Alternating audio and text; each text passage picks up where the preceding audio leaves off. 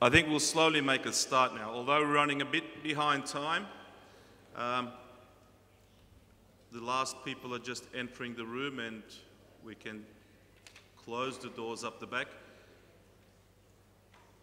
First of all, before we start, I'd just like to say that we'll be conducting this panel in English. So can you just give me thumbs up if the interpretation is working and your headsets and all the technique is working? Great. Well done. Yeah, on behalf of the panelists here, I would just like to wish you a very good morning and welcome you all, a very warm welcome to our panel here. My name is Stephen Young. I'm responsible for the BOSCH group here in Turkey, and I have with me very valued guests, Isabel Cagigas Gomez, managing IBM in Turkey, and Rainer Genes, managing Mercedes-Benz here in Turkey.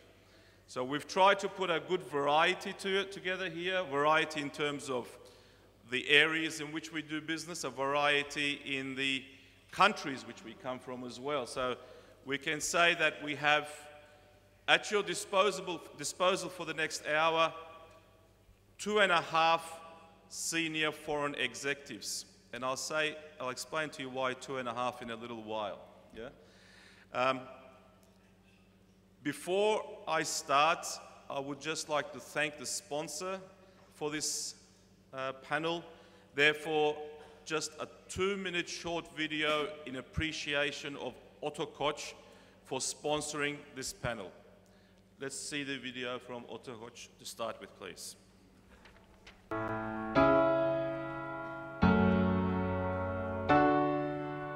40 yıl önce açtık yolu, bir işi yoktan yarattık. 40 yılda çok şey başardık, hep zirveye tırmandık. Biz mutluluğun adresi, biz güvenin tek ismi, biz yolların en iyisi. 40 yıldır zirvede, biz mutluluğun adresi, biz güvenin tek ismi, biz yolların en iyisi. 40 yıldır zirvede,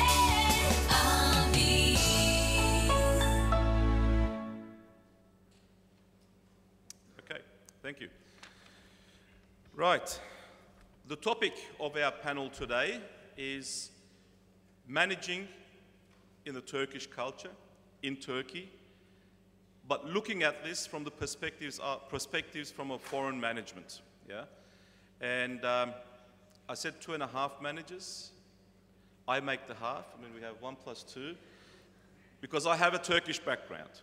So my mother is Turkish, so I have the benefit of being able to see the story from both the sides.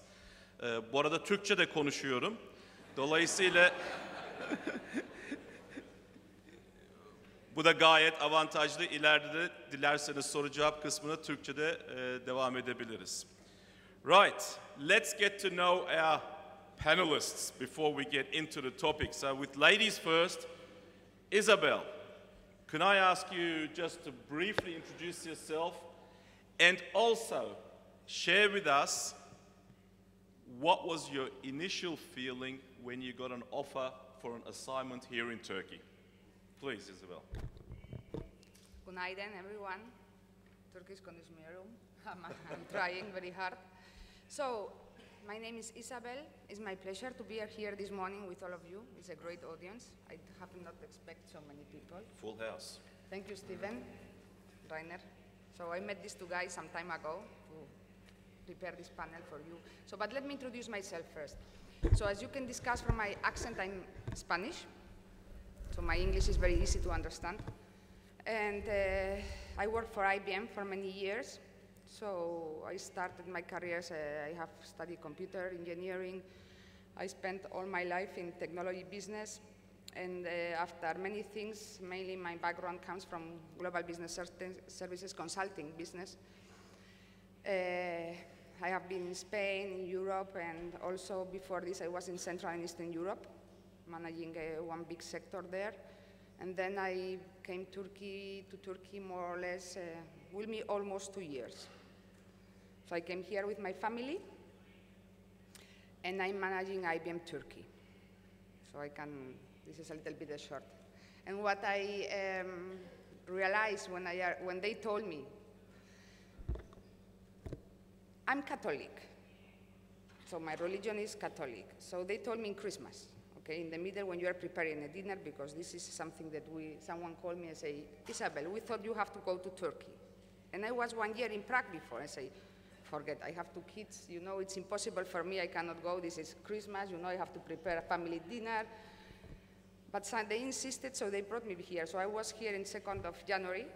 So Christmas is 24th of December. I was here in 2nd of January. And my first impression when they told me go to Turkey was like a little bit of adrenaline. Because, you know, say what a Spanish woman in an American company will do in Turkey. So it was like a bit of, let's see what will depart me, this adventure. But it was like an adventure for me, because I have never thought about coming to Turkey before. And it was like kind of, let's see what this country will depart to me. This was my first thought about coming to Turkey. Then I will explain what was my second when I arrived. Yeah, it's interesting you say an adventure. I mean, I've been here 19 years. Next year will be 20 years. I came from Australia, Sydney, Australia. And for me, this whole journey has been an adventurous journey. It's a journey full of change. It's a journey full of surprises and one of change. So it also keeps you fit all the time. You've been here for 3 years, so I'm sure you'll have a lot of memories to share with us in the next hour. Rainer, Mercedes-Benz, a good German company from Stuttgart, yeah? Yeah, just like BOSCH. Thanks a lot. And 3 million Turks living in Germany, so I guess you had a bit of an idea what to expect when you came here. Döner kebab being the best food around, yeah? But honestly, what were your initial impressions, together with a small introduction of yourself, please?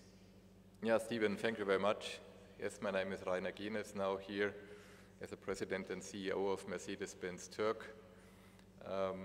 We are producing here in Turkey buses in Istanbul and trucks in Aksaray. For bus and truck, we have the total value chain. That means starting with R&D, procurement for localization of parts. We have production and, of course, marketing and sales that we do for buses and trucks. For passenger car, we are the importer of passenger cars and light commercials. And we do marketing, sales, distribution of these cars here in Turkey. The company is the biggest industrial taxpayer. And very important to know, even the Turkish people say we are a Turkish company, not a German company. So we have 5,500 employees directly at MB Turk and around about 3,800 in our dealership. And we have less than 10 people from Germany in our company. So that's really unique, even in other places, for example, in US, in Brazil, South Africa, where we have operations, we have hundreds of German. But here, that company started in 1967. We have more than 47 years now history in that country, and we are really a Turkish company. When I was asked to go to Turkey, yes, of course, I thought, I know that company. It's a company with a very, very high reputation inside. And the big advantage we have is we have also external shareholders. So 1/3 of our shareholders are Turkish families, government, and an investor from Saudi Arabia that protects sometimes from stupid things coming from headquarters. And we, for example, we are a Daimler organization, only a little bit smaller with a high independency. So it's great to be here. And then we can talk really about the cultural topics. Maybe I can tell one story at the beginning, because I'm also here with my family, 2 small girls. And we also invited 2 friends of my girls, and we have been to Kasch. And the girls are from Cologne in Germany. And it was so nice to sit at the marketplace in the evening to watch people. and from my point of view, only local people. There were less tourists in Kash, it was not in the season. And then I said, it's so nice to be here with all the Turkish people. And then the small girl from Cologne said, no, no, that's not Turkey. And I said, we are in the middle of Turkey, that is Turkey. She said, no, no, I know how Turkish people look like from Cologne. And yes, you can have different views in Turkey, in Istanbul, also different places in Istanbul where you can see different cultures. So that's, I think it's interesting for us, because even the culture in the bus plant in Istanbul, it's a little bit different from the culture we have in Aksaray. But we can continue that discussion a little bit later. Yeah. I'm very happy to be here with my colleagues now to talk about these topics. Great. Well, just about my initial impressions when I first came here, I was raised in Australia and started working with a German company at the time called Mannesmann. And it was also a big German conglomerate. After a couple of years in Germany, I said I want to go for a challenge somewhere in Europe outside of Australia and come back to Australia when I'm 65 and ready to retire.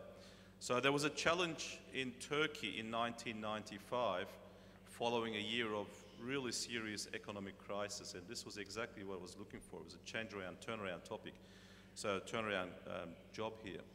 So for me, in a very short period of time, I had to get to know the corporate culture, the local culture, and also all our stakeholders and how to do business here and do business successfully. And at the same time, enjoy it, enjoy living here as well. So I only intended to stay for 3 years and move on, but it's been 19 years now, and I'm extremely happy that it's been 19 years. Yeah, my initial impressions, our company was situated in an industrial area near the airport called Sefaköy. Some of you may know the area. 20 years ago, there wasn't much pavement on the road. The roads were sort of like muddy and things like that. I came here on a winter's day to have a look at the company, and I can honestly tell with you, my initial impressions were not positive. Yeah. I mean, the traffic, the environment around, everything seemed to say, do you really want to be here? Ask yourselves honestly, do you want to be here? But I guess that was the perfect challenge as a young manager at the age of 30 that I was looking for. Now the rest is history. We as BOSCH, we have more than 10,000 people working for us in the group here, and been here more than 100 years as well. So very proud to be here and operating here in Turkey. Yeah, Isabel, you said you'd also like to share with us how was your impression when you came here. So what I'd like to know is, were your expectations fulfilled when you came here? And what is the corporate culture, the local culture within IBM in your observations at the moment? So I told you before, I arrived here in January, so some expectations were covered and some not, and let me explain you why. So IBM Turkey is, we are almost 1,400 employees. IBM has been in Turkey for 76 years already. So we should open the office in 1938 one day, but this day, lamentably, Atatürk died, so we needed to open the day after, so we'll always remember the day we opened the office.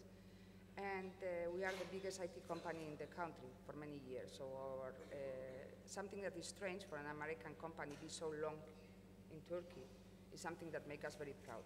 So I'm the only expat in IBM Turkey, so the company has been always been leading and managed by Turkish people and grow through Turkish. So when and this will bring me when I arrive here. When I arrive here, so for me it's easy culturally. I told you I'm Spanish, so Spanish love Turks, Turks love Spain. So it's something that we have on our ADN. So we have a very famous football player playing at the moment, yeah? Arda, exactly. You know, when the police stops us, my husband always say Arda, Atletico Madrid, and they let us always leave. So it's something amazing. So this is one of the things that we are, because in Spain is the same. Exactly. Football is all over our life. But, so things that for me are amazing in this country, you know, your food, your way of living, your climate, so it's very similar to my culture. So on cultural perspective, I live like at home. I cannot say anything. The way you live, the traffic, the excuse, the chaos. You experienced the traffic getting here this morning? A little bit. Yeah? But you were used, you know, Just because a little bit, if yeah. not is the traffic, is the chaos, the meeting started late, because traffic is a good excuse, but we, in our normal life, we are chaotic. Yeah. So it's something that we are used to. So when I arrived, I read this book, Business with a Turkish Coffee, and all what they told, you know, I think we are different cultures, but again, for me it was easy, the introduction in Turkey, because the people are nice, we enjoy, we have similar ways of living. What it was a little bit different was many things that I discovered later of the way of doing businesses, because I'm here not for enjoying also, but I'm here for doing businesses. And this is what surprised me most, because there are many differences there. So I think that from our perspective, and we can enter a little bit later, but this was the main thing that surprised me, the way they do business in some part. I think the Turkish organization are very hierarchical. It can be that I work for an American company all my life, so the hierarchies are not things that we are used to. We are matrix, everyone can talk to everyone, and nothing happens, and you can shout to your, not shout in a nice way to your boss, but this is something that is respected. So many things regarding the way of managing the company were different for me when I arrived. This is the mostly thing. And the other way was the way we do business, and we will enter there because I believe that one of the things that most surprised me is, although you arrived to Istanbul, is the undevelopment of the technology and the innovation side of the business culture. So this is something that surprised me a lot, because whenever who comes here sees the beauty of Istanbul, now you arrive to that Turk airport and you see all these buildings, all these, but then you realize, and there are things that seem something, and when you dive behind, it's a little bit different. And the third thing is that when you live here, you see things, but I can tell you that the way others see Turkey from outside is very different. So when you live in Turkey, you reflect the real Turkey. And what we believe from outside, and I'm not a Spanish because we love coming to buy to the bazaar and coming to eat to Turkey, is about you see a different way of the things. I think you have much more energy, much more passion than what is seen from outside. This is something also that surprised me. How you feel here and what is believed in from outside is totally different. Yeah, I agree with the passion part. You know, in Turkey, as men, when we greet each other, we like to greet each other passionately, yeah? We kiss each other on the cheeks. Were you prepared for this when you came? Did you have some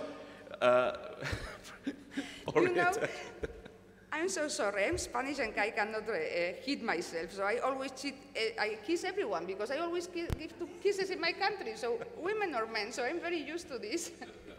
Not between men, but it's something that I respect your culture so much. So because for me it's a wonderful, whatever comes from culture, although we are different, are values. And values is the most important we have in business and in personal life.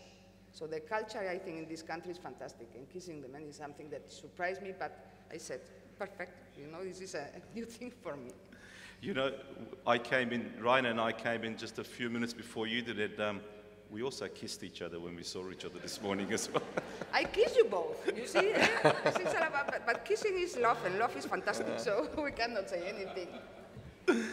Okay. Rainer, Mercedes-Benz has a perception of, or the Mercedes products have a perception of high quality, right?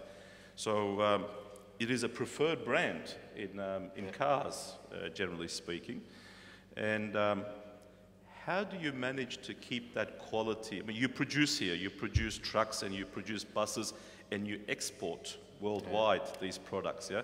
And I know that you are continuously investing. So how do you manage to actually keep that quality, that worldwide quality, going with your facilities here in Turkey? And perhaps you can give us a few hints about the culture inside your operations. A direct answer to your question, my plant managers always tell me the Turkish blue collar are the best in the world. And meanwhile, I really agree. But I have to say, Isabel, you are totally right. Also from my point of view, The Turkish culture is very close to the Spanish, so Turkish-Spanish is similar. Unfortunately, I'm German, and that's really totally different. But we've made a good start, you know, together. So you're here for a few years longer, so... I learned a lot, Stephen.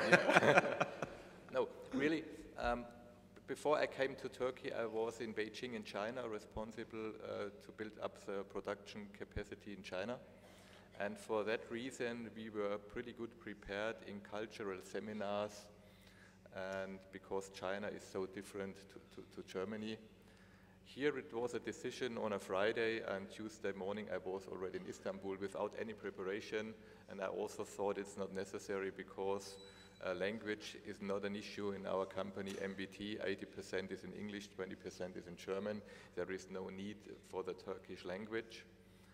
But then I learned, even from the first year, maybe it's not difficult, but there are cultural differences, and you should better be prepared coming in such a position.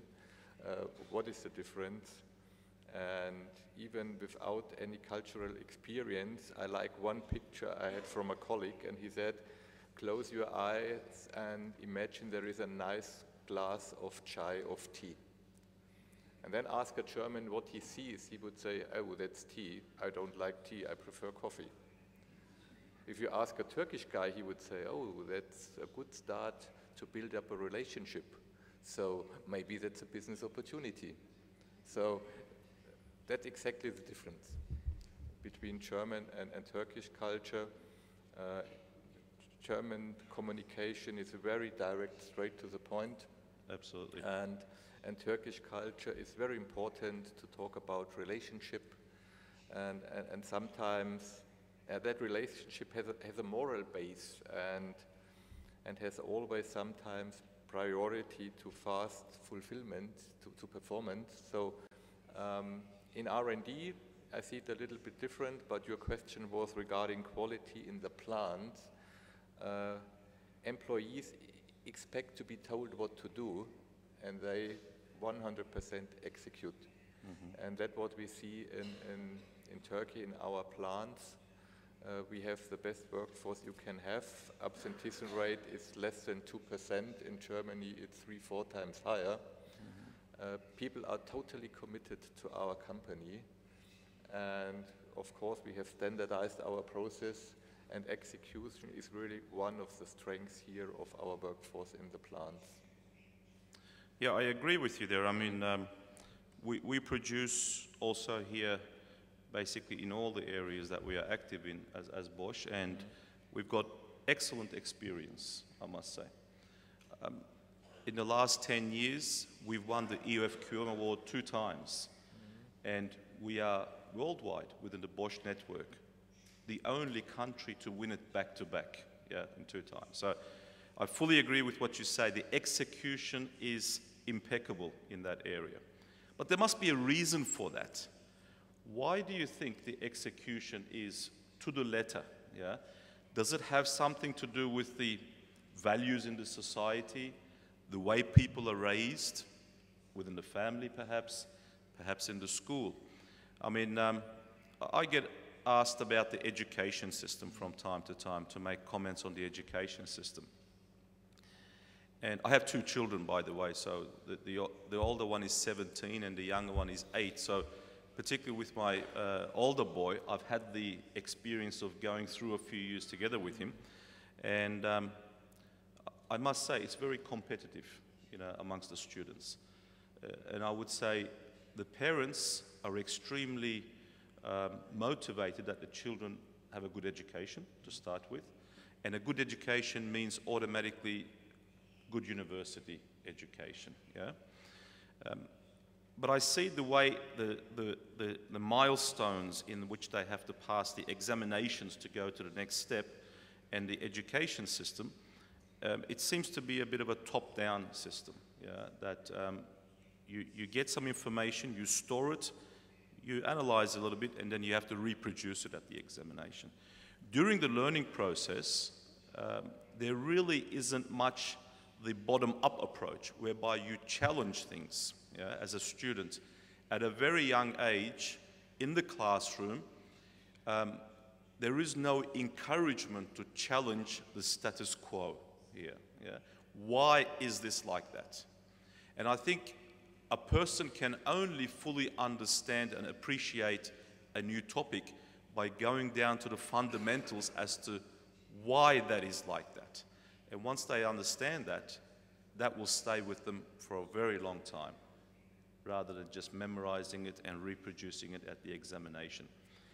So, does this sort of education system, you touched a little bit about R&D, does this have an influence on both our excellence in the production, but our standing in the R&D? Do you see an effect there or a correlation there, Rainer? Let me say it in that way. You mentioned that the power distance in Turkey is very high. That means we have a very hierarchical system in a company, and that's very positive, of course, for a plant. And the ideal boss would be like a father figure. And that means power is centralized. As I mentioned, we have standardized processes. People really like in the plant to be told what to do. And even if you control something, control is expected because it's a signal that the boss is interested what you do. In Germany, the system is more or less individualistic. Control is very much disliked. And that's the main difference in the blue collar. So we have big advantages here in the blue collar segment. I'm not talking about wages. Of course, a lot of companies also, we came to Turkey because of cheap blue collar work. But in the meantime, more important for us is the motivation of the people, it's the performance, it's flexibility of the workforce. If you ask people on a Friday morning to have some overtime on Saturday, they are quite happy to do that. In Germany, with the unions, we have discussions for weeks to do that. So that's an ideal situation in blue collar. Very flexible, right? Very flexible. Very flexible. And now we also invest here in Istanbul in IT, for example, SAP, that IT system, we installed an SAP hub to do support worldwide for all Daimler plants. We also invested now in more than 400 people in R&D, but therefore we have to push the people a little bit because what is the strength in culture in blue collar is there a little bit the disadvantage, because what we want in R&D, it's more an individualistic approach. We want to have the creativity of people. We want the best ideas from somebody. And what you see in that segment, if you ask, hey, that's really a good job, who did that? It was the group. In Germany, always an individual would say, hey, I did it. I'm the winner. I'm the best one. And headquarter, I see that culture to protect the underdog a little bit, because we is much more important than I did. And regarding innovations, that could be maybe a disadvantage. And to be honest, Stephen Jobs was never a team player. So, and if the team, the family, the organization is so important, and when people, young people grew up, it's a family. When they go into school, it's a group, it's a class. Maybe later it's an organization where they feel really home. Sometimes regarding innovation, regarding creativity, we need the individual. And that's maybe what we have to develop a little bit more when we are doing R&D here in Turkey. Yep, encourage the creativity through individualism there. Isabel, you've got one of the most attractive brands worldwide here in Turkey. How was the work atmosphere in your organization, particularly, is it like a family?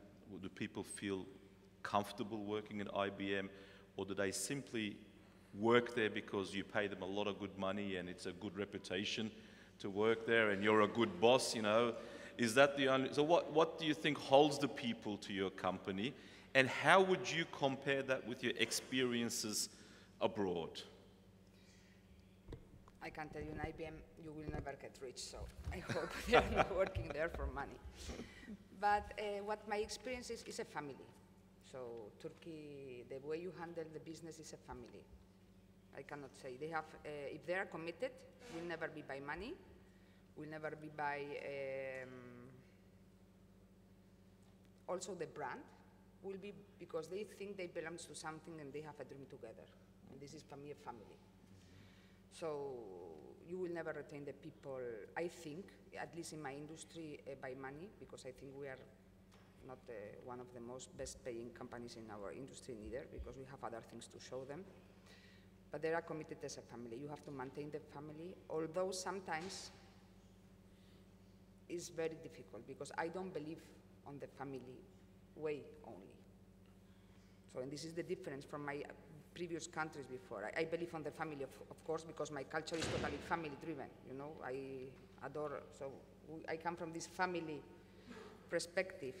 But I agree with Rainer what he said, we need more family-driven businesses, or also top-down as we are living here, because if they are committed, they are loyal, and they want to do everything, holds a little bit what Rainer expects, innovation, and holds the way that individualism is done. I think has to be a mixture. So when I arrived to Turkey, I called them the sultans. I had some sultans in my company. Then I needed to take back, because this family-driven way didn't help the people to develop themselves. You cannot always expect your father to tell you or your mother to tell you what you do. You have to grow yourself. And this is, I think, something that don't help. So to make a balance between family-driven or leadership-driven or, you know, top-down, and individualism is the way, because I don't have blue collars. We don't produce any here. I only have white collars. And I have mainly driven, all of the IBM population speaks perfect English. They are university degrees, mainly in engineering. So I have the luxury to have wonderful people working for me, and very, very smart people. So to get this balance, and also to show that they cannot expect always a solution to a problem from someone else, they have to create it, is the way they will evolve in their business. And for me, this was the most complex to create inside the culture. And this is what innovation brings. Innovation, at the end, if you go to the dictionary, you will see is the change something is done before. To innovate is to change something to better, I believe. So this don't create enough innovation, because the people cannot afford to have always we call in Spain the patriarch or the matriarch. I'm Basque, so in my country it's matriarchs. The Basque ladies are the ones that control everything. And you cannot expect always, so you have to have a mixture, and this will help to develop, because at the end, the only way in our way to develop a way of driving business is by creating talent. And the talent has to be created by themselves. You will not teach someone everything. They have to learn by themselves. They have to develop and grow by themselves, and commit mistakes and commit achievements by themselves. So they have to grow is part of, your kid needs to make mistakes by himself. You cannot driven his whole career. The mistakes he makes are an investment for him. They're a win for him, you know, in that respect of not repeating the same mistake or not making a bigger mistake down the line. I agree with what you both say regarding collectivism and individualism there. With my experiences, I've seen that it's more effective to work in teams here. Teams are formed very quickly. If you have a natural leader within the team, they will follow. Yeah. So it's very easy, opposed to Germany, for example, to have a team focused in on a topic, and they all go there with high energy, high passion, and high belief. Follow the leader, more or less. Whereby in Germany, you would have a lot of people within the team still questioning certain things, you know, rather than getting there. So in that respect, I think here with the flexibility as team, we can be a lot more effective.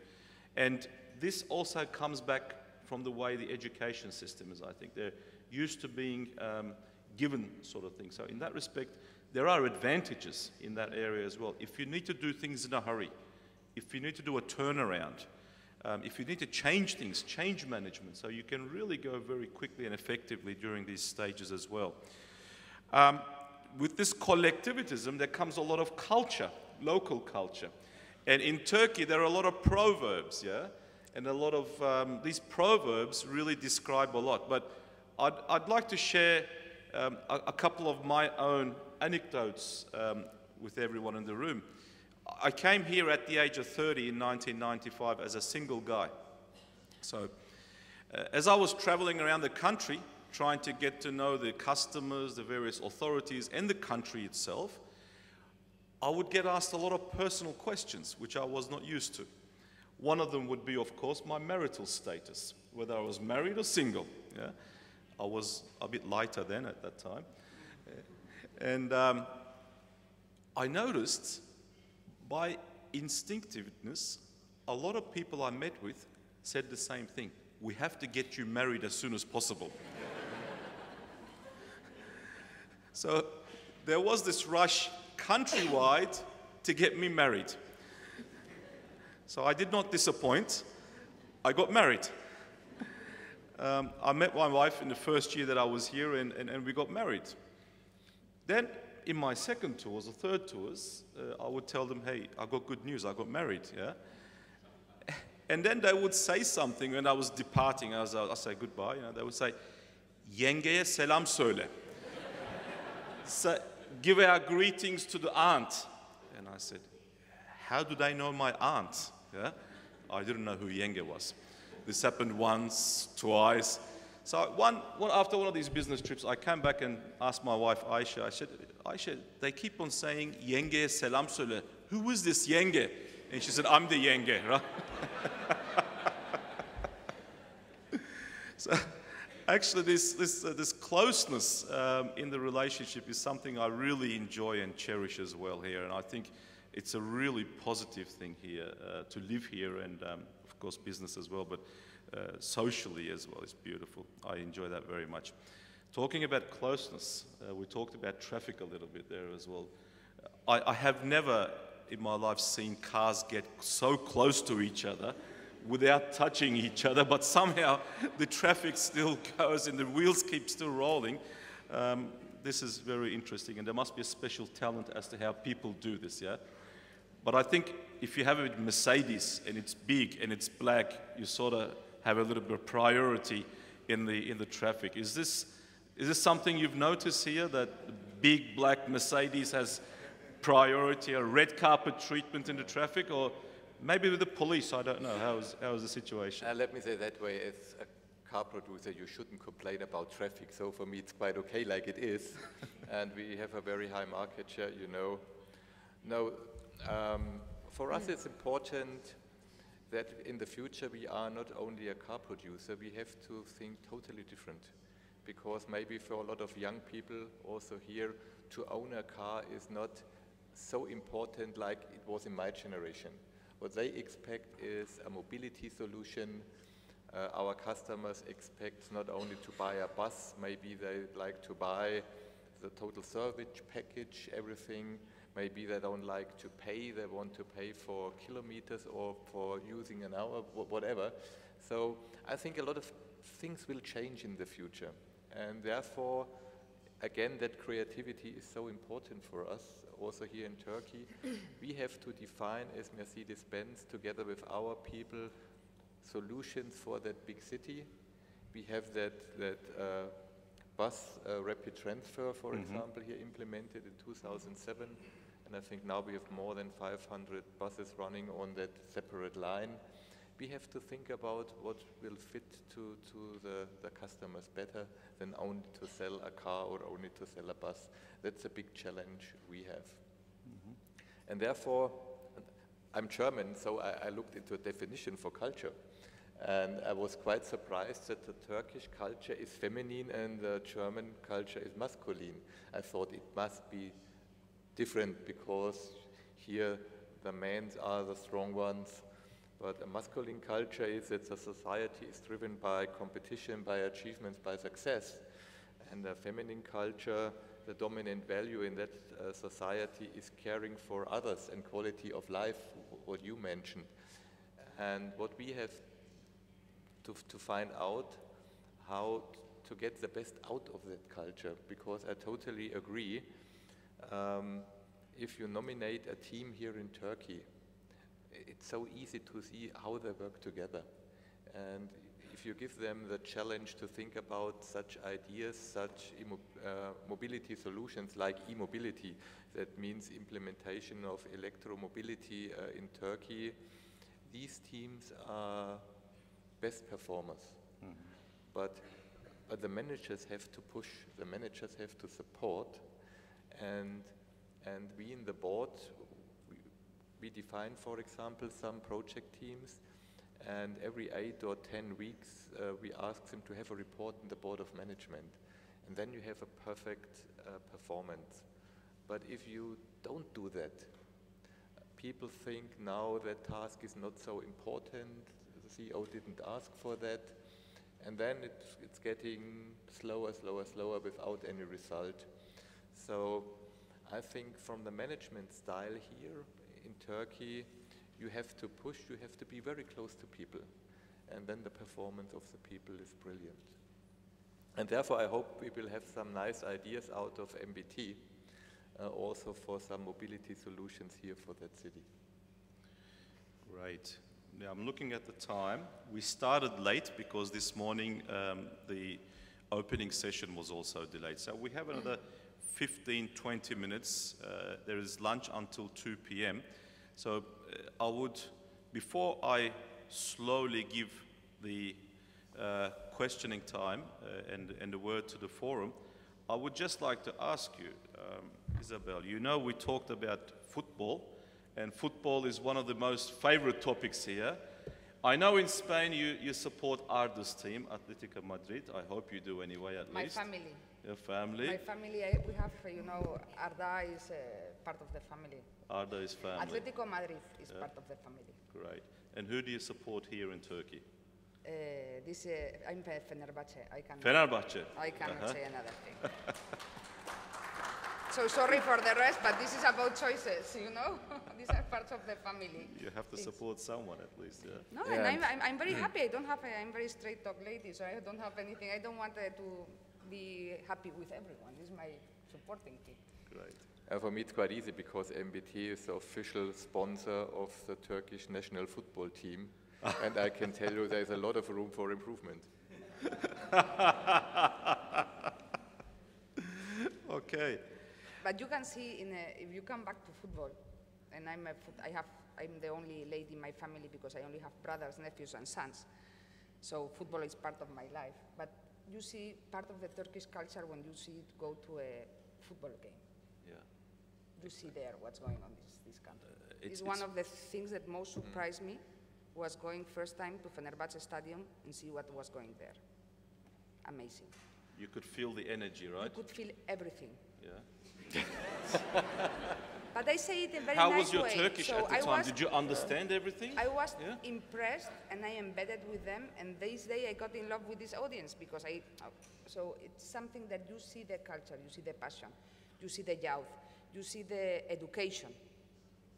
Very important in football. You see so many things in a football game in Turkey, okay, that realize the ways this culture goes.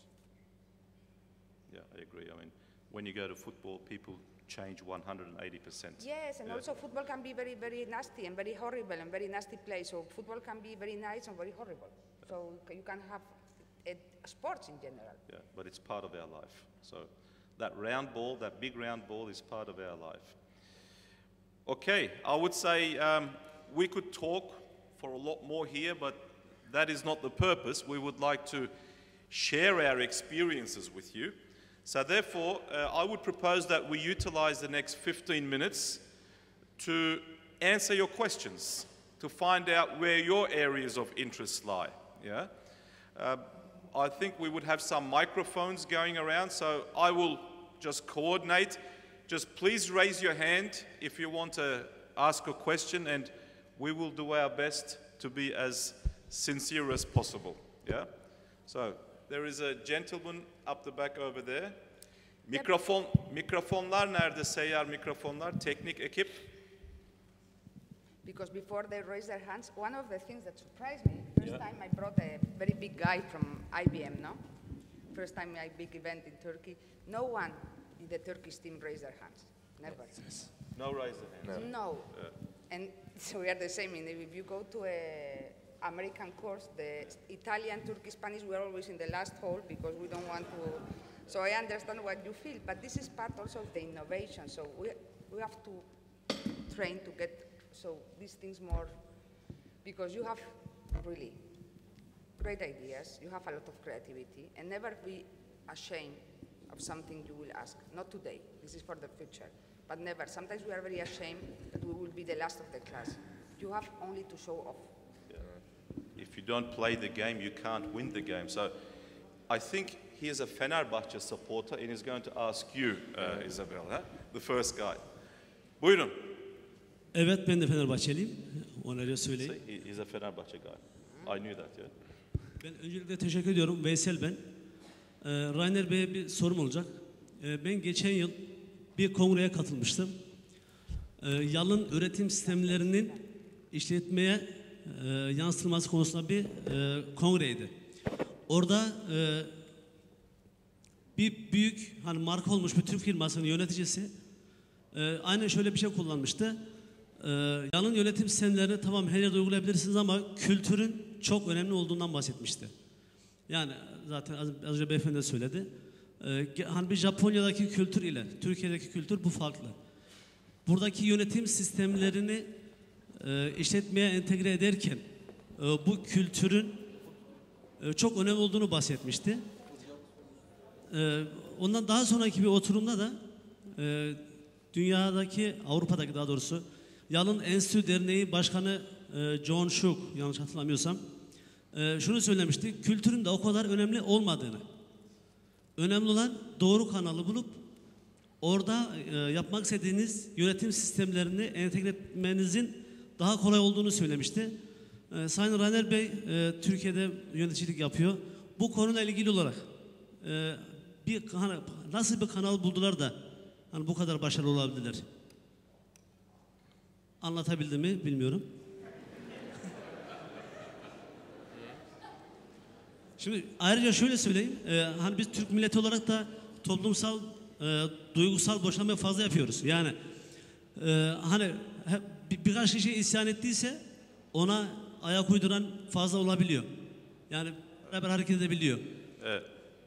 Herhalde bir Ryan'a bakın soruyu. Have you got the question? Yeah, I got the question. Okay. Please proceed.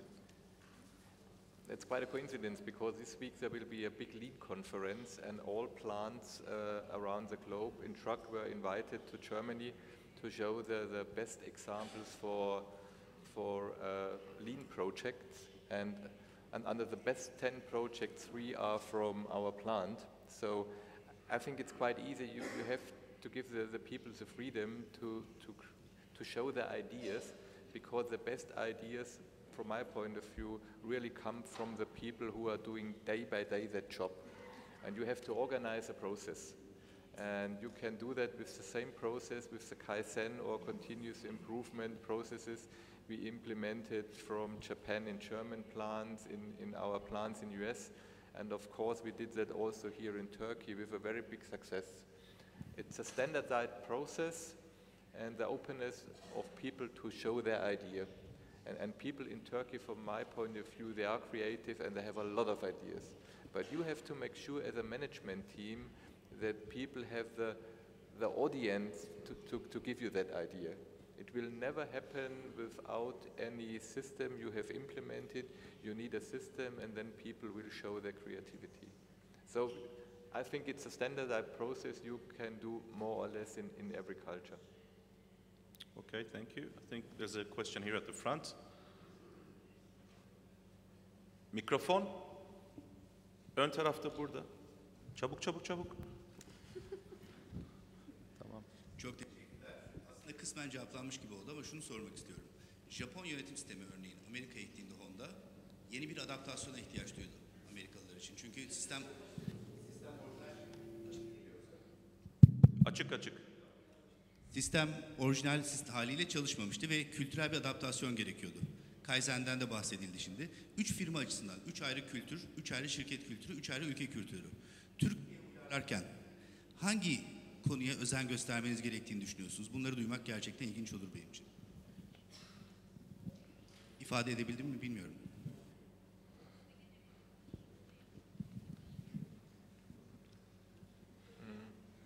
No? Sorry, I didn't get the question. No, meaning that it was not correctly updated, so Okay. make us a summary. Basically, he's asking about application of certain systems to Turkey and what our experiences are, and if we have to make any modifications to the standard. Exactly. How did you have to transform yourself or companies? Okay, well, basically, I can just quickly. We have standardized processes, basically, and we have standard processes worldwide, but some that we modify locally to meet the local conditions. Yeah? One of the things that we emphasize on is whatever we design and produce here in Turkey, it's one-to-one interchangeable with whatever we do worldwide in the BOSCH network. So therefore, it has to be the same. But the way we do it, managing the people, there the local culture and the local content comes in. Yeah? The management of the local company. And that is done different here in Turkey, done different in China or US or whatever. But the end result is the same worldwide. As a multinational, it has to be the same. Do you want to add from my point of view, for example, a bus in Germany, in Ulm and Mannheim, it's the same process we have here in our plant.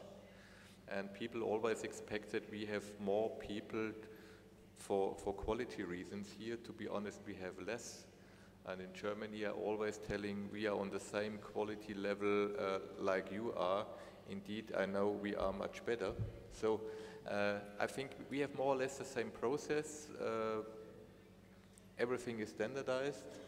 Certification, we have the same what we need in Germany, for example, for homologation.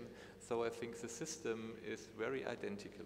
Mm-hmm. And end of the day is how you manage that process, how motivated people are, and maybe also absenteeism rate, it's one indicator of motivation. And absenteeism rate here in Turkey is less than 2% in our company. And in the German plant, sometimes we have something between 7 and 9. Reason is average age in the plant in Germany is close to 50. And average age here in our plant here in Istanbul, it's something like 32. So that's all the big advantage. It's not only motivation, it's also the young workforce we have here. But system-wise and regarding certification, it's absolutely comparable. Okay, thank you. I think there's a lady here, and then I'll take you. Hi, my name is Denise. I was actually born in France and spent about 20 years in the US before moving to Istanbul. And I think it's, thank you so much. I think it's so great that finally this panel and this topic has been taken up in Turkey. My question, I work in sustainable development and corporate citizenship, and as we know, there's nearly 1.5 million displaced persons in Turkey right now. And slowly they'll be entering, the workforces, and there are already some displaced persons are already in particular sectors, especially textiles and stuff. Do you guys think that Turkey is ready to, from a diversity management perspective, to manage people of diverse backgrounds that have now come to Turkey because of conflict in their countries? Do you guys think from a private sector perspective that Turkey will be able to manage this from a diversity management perspective? Thank you. I can take this question. Please. I'm diversity. Great. So I think it's ready. I don't have any doubt about diversity integration in Turkey. I think it's a great example. If you look at the audience right now, I think could be half-half. And there are many diversities. I'm not talking about women, okay? This is the most famous one, there are many. But I think it's a very good integration. I cannot tell there are great business leaders in this country coming from diversity. I think Turkey has one of the biggest diversity population, and this makes value, because diversity is about driving value. Different culture, different genders create value together if they think together. This is all about diversity comes from. And I think it's totally ready by far. But it's on every of the diversity people to take advantage of it. So the companies cannot drive this alone. So for our company, in the headquarters, we have 1/3 of our managers are women, so that's a great success. And even like a role model for our German organization. And one reason, for example, is it's again the big family. If our ladies have a kid, there is always somebody from the family who can take care. In Germany, it's much more difficult to handle a baby than you do that in Turkey. On the other hand, I think regarding education, employment, and financial independence, for gender equality, there is still a long way to go in Turkey. So we have a lot of projects to support young girls in education. We have some vocational training. And I think from the statistics today, only 1/4 of women are employed. And I think it's also one of the Turkey 2023 goals that we have much more women participating in economy and production than today. But I think Turkey, they're on a good way. Yeah, I can say, I mean, diversity is in fieldfold, manyfold, but gender diversity, I think, is something well on the agenda here in Turkey. The results are not too bad. There's room for improvement. It varies from sector to sector, but I mean, I can give you some statistics from our company as well. Of all the executives we have in BOSCH, 28% are women. Yeah, and considering that we're a technology sector, not a banking sector, not a insurance sector, or not a consumable sector, that's not too bad. And it's something we're encouraging. I find a lot of local Turkish companies are also addressing this point as well. Good question. We had another question at the front and then one at the back there. Yeah.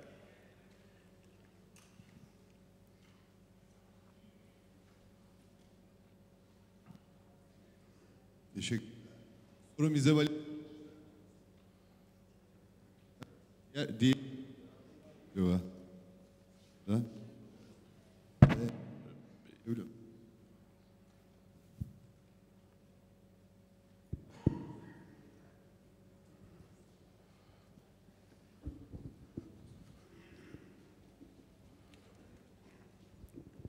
Merhabalar, ismim Murat Üke. Sorum Isabel Hanım olacak.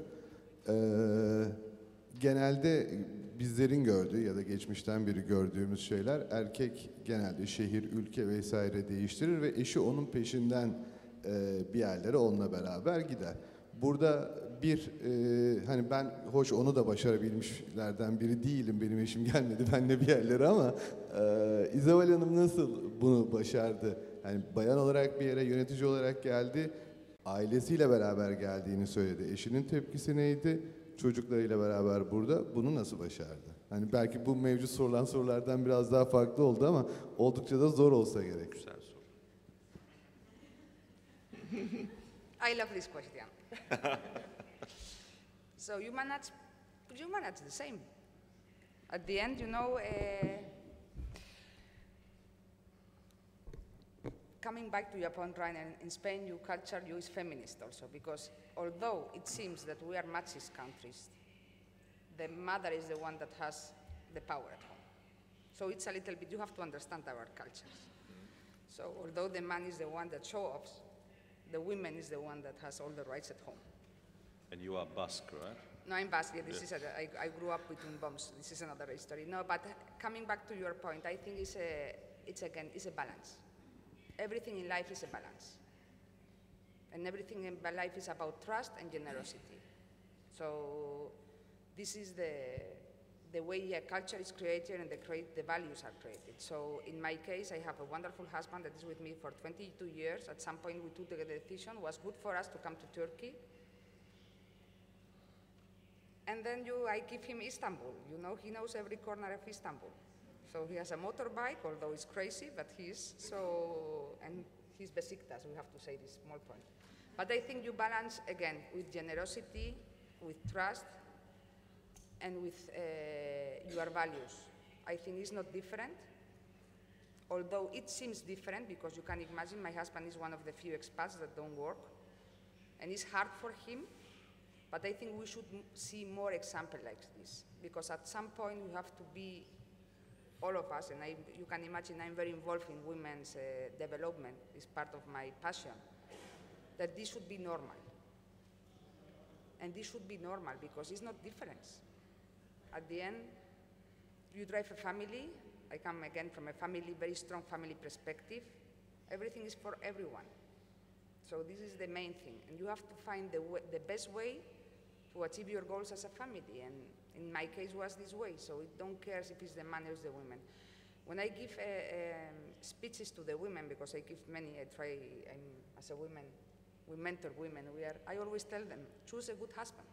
This is the most important for your career. When I say good, I say generous and helper, because family is like the business, it's a team. And to be a team, you have to be generous, honest, and trustable. And this is the way I see it. So for me, it was very, very easy. And also for him. I would love to be him, by the way, and not me. But this is life. So we should have more cases like this. I think this is the way gender and diversity will come. I really believe it's part. And at some point it can be different, but you have to share. You know, it's a choice. I don't know if I answered correctly your question, but it's, for me it's normal, although I come from a very machist culture, that is Spain. Okay, so. I think it was a good question and a very good answer with that, Isabel. Thank you very much. We'll take last three questions. We have one at the back, one at the front, and one in the middle, the last one there. Okay. Hello, my name is Aziz. I used to work in Toyota Turkey for around 9 years. Now I'm working as a lubricants plant manager on the petrol office. So far you had mostly talked about management of the foreigners for us, of course, the Turkish culture. I would like to ask the opposite side. What do you think about the Turkish management style, advantage and disadvantage? And what do you suggest to people who has to be or who is delivered to foreign countries as a management level? What are your suggestions? Thank you. Well, I'd like to start with that, and I'm sure you'd like to contribute as well. We as BOSCH, we have at the moment 44 Turkish nationals who are abroad at the moment on a long-term assignment, and I mean between 3 and 5 years. Yeah? And basically, the number in the last 10 years has exceeded more than 400. So this is something we encourage a lot. Our Turkish nationals to go abroad and get international experience. And something is interesting. We have people in Mexico, we have people in China, we have people in the United States, of course in Germany. Yeah? So we have a huge variety of geographic and various cultural countries in which our people are active and serving the company at the moment. This goes to show the flexibility of the people. Yeah? And I think most of the people see this as an asset to their family and also to their career, because they have the opportunity to raise their children for a certain period of time in a different culture, expose them to that country, which is, I think, a good thing. Yeah? It's not something the children can learn at school here in Turkey. They can do that experience. And the company provides that opportunity for them to do so. So my advice for Turkish managers would be, one, they are very capable to operate internationally for the particular reasons we discussed here. And two, to do this as soon as possible. Yeah? If you leave it too late, then it becomes even more difficult. You lose your flexibility because your life is set, if you like, yeah? And it's difficult to change a lot of things at that time. So after graduation or early on in the marriage, take an expat role outside.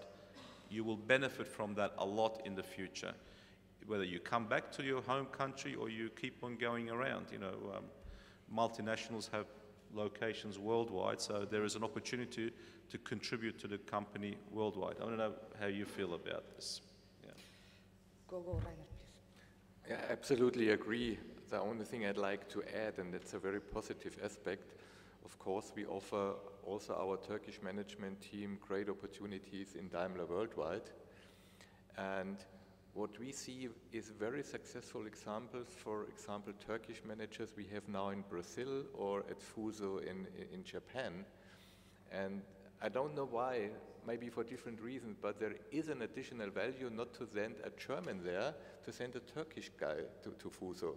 So he's not German, he's not Japanese, he's from a different culture, and he's like a moderator between the Germans and the Japanese people. And maybe that was a coincidence, but we have in Brazil now also a very successful example.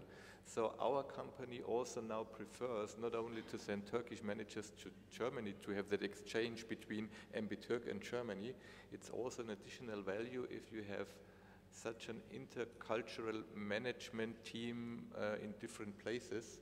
So therefore, we have also run about 20 managers now outside of Turkey, and some success stories. And like I mentioned, in Brazil and Japan, there is an additional value to have in such a situation between a Japanese company and the German company, somebody who's coming from a different culture. And maybe Isabel, you as a Spanish lady in American company now in Turkey, is also one of these examples. Yes, I think it should be something normal, but I encourage you, as you both say, I think you have great examples, but if you measure the number of Turkish people working in management position outside Turkey, you're in the lowest range of the countries. I come from a country very similar, because we are very comfortable. We like our food, we like our sun, we like our way of living. So it's something, and I give you myself as an example, that takes a lot in our kind of culture, takes a lot to go out, and you don't see many people. You see many people studying outside Turkey and then coming back when they finish their career, back to mother and father, okay? Because it's the way we live. So you should take these opportunities. These are great opportunities for you, for your family, and for all the surrounding. And we should, I'm encouraging every day, all my organization, go out, go to India, go to Americas, I don't care, go to Colombia, but see the rest of the world. Because this is the way, when you come back, you will bring much more value to the country. Because you will see different perspectives, different way of thinking. I'm sure you will learn a lot, and this is the way you encourage. And so I cannot be more in favor on this, but we have to encourage our people to do this, because it's something that is not inside our ADN. It adds value. It adds a lot of value. So the way it adds value is because you discover and you learn new things outside your comfort zone. And this is the way you will create more and more value always. I totally believe on this. Great, thank you. Lady at the front. Hello, I'm Kevser, and I'm working at Philips Turkey for 15 years, and I see big differences between Turkish companies and foreign company. I will ask you, what is challenging you most or stressing you in business by means of Turkish culture? Which side of Turkish culture is stressing you most in business? I've been here for almost 20 years, so I'm used to the stress. So I've come to accept a lot of things as normal in the way of doing life here. So when I first came here, I still remember certain things, because we had to turn a company around which was not in a good state. So therefore we had to do a lot of drastic things, make important decisions, strategic decisions, and do it very fast. Yeah? At that time, one of the things which stressed me most was the lack of sense of urgency in people. Yeah? Everyone was like business as usual. Although we communicated, did all the management tools you would, leadership by example, still people did not adopt to this. Yeah? And therefore, the close supervision required of every individual to change their mindset at that time was something which still is in the back of my mind today. Yeah? The changing of mindset very quickly was one thing that stressed me. But as I said, today now it's almost been 20 years, it's almost business as usual for me. But I think for my colleagues here who've been here much shorter than I have, perhaps you may have one or two things you'd like to share with us on this topic. Maybe one example, because when I arrived, of course, there are a lot of projects running in the company, and I asked the project managers for a report, and I was sitting in my chair. It was one presentation better than the other one. Everyone was in time, in quality, in cost, everything, it was perfect. And I said, hey, that's great, because in Germany we have always problems in our product projects. Some topics we cannot solve. And after a couple of months I realized there was, because I was new, not trust. People didn't tell me the things are not going well. Maybe, inshallah, a solution will come in the future. So there was no trust that people show me where other critical topics are. And then I said, guys, ladies, I'm very disappointed that there is no trust. I'd like to see the positive things. In Germany, if you ask a project manager for a report, he only shows you the problem. So it's a disaster. Then you think everything is worse. Here people talk only about the positive things.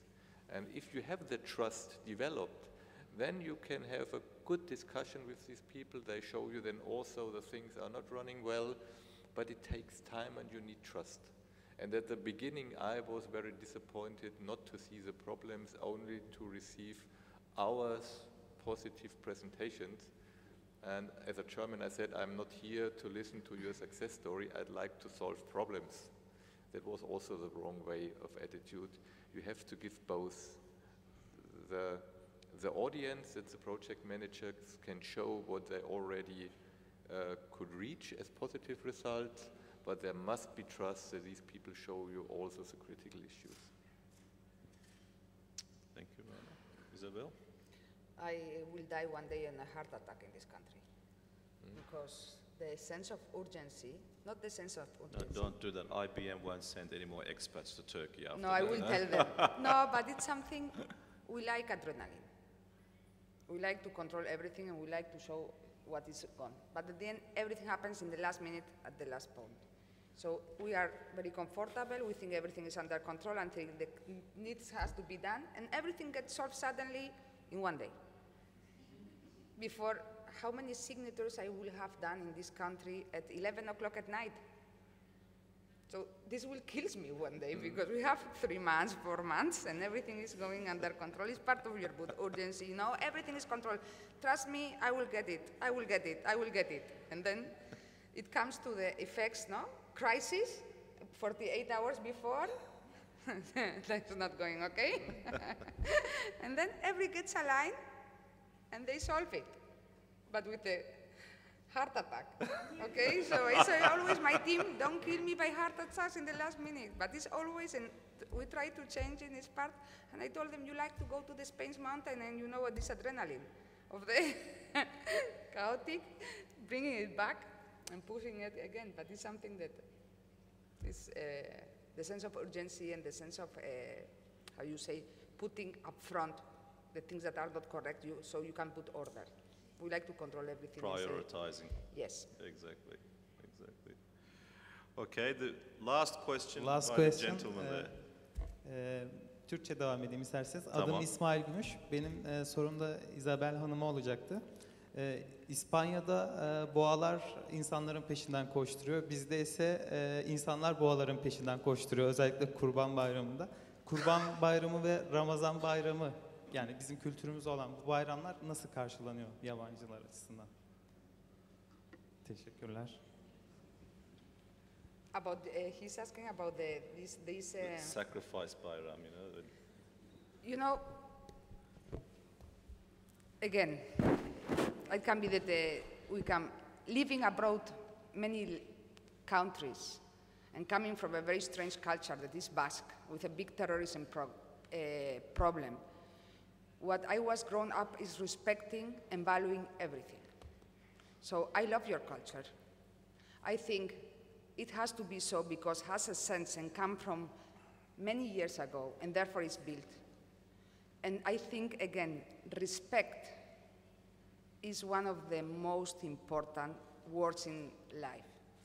So I can only think that this, I try to understand, I can follow or not, but I respect, and I think it's part of your culture, therefore it's something that I'm proud of, because whatever shows the culture is all these things that you have behind, all these small things that bring your religion, your culture, your values. So it's part of something that I'm totally, it's okay for me. I don't have any problem to walk through Ramadan and see the contrary. We do something similar with the pork in Spain, although you don't have pork here. is the matanza. So for me, it's very nice to see all these parts that make a culture together. So I can only respect them and value them. The contrary, I will never say I will not run through the street because you have this there. The contrary. It's very, very nice. You have a wonderful culture and you should show it more. Okay. I see that people are starting to get hungry, so that's a sign to sort of wrap it up. You know, I think it's been great. We've touched on a lot of topics. We've covered a fairly wide area. I would like to close with an expression, and this is from Hofstadter. Hofstadter is one of the gurus in this area, and I think that more or less will summarize the whole panel that we've had here. And I'll do this in Turkish, yeah? So you can put your headsets on and you can take your headsets off if you like. Ready? Ready. Hofstadter şöyle demiş. İnsanların değerlerini, inançlarını ve kullandıkları deyimleri anlamadan onları yönetemezsiniz demiş.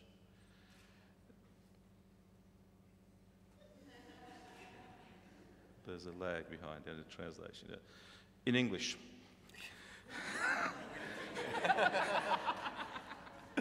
You can't manage people without understanding their values, their beliefs, and the proverbs that they use. So I think what I can take here away from this panel today is without understanding how it ticks in Turkey, you can't do business here in Turkey properly. So I would like to thank you both for your contribution today and also for your valuable interest as well. Thank you. Afiyet olsun.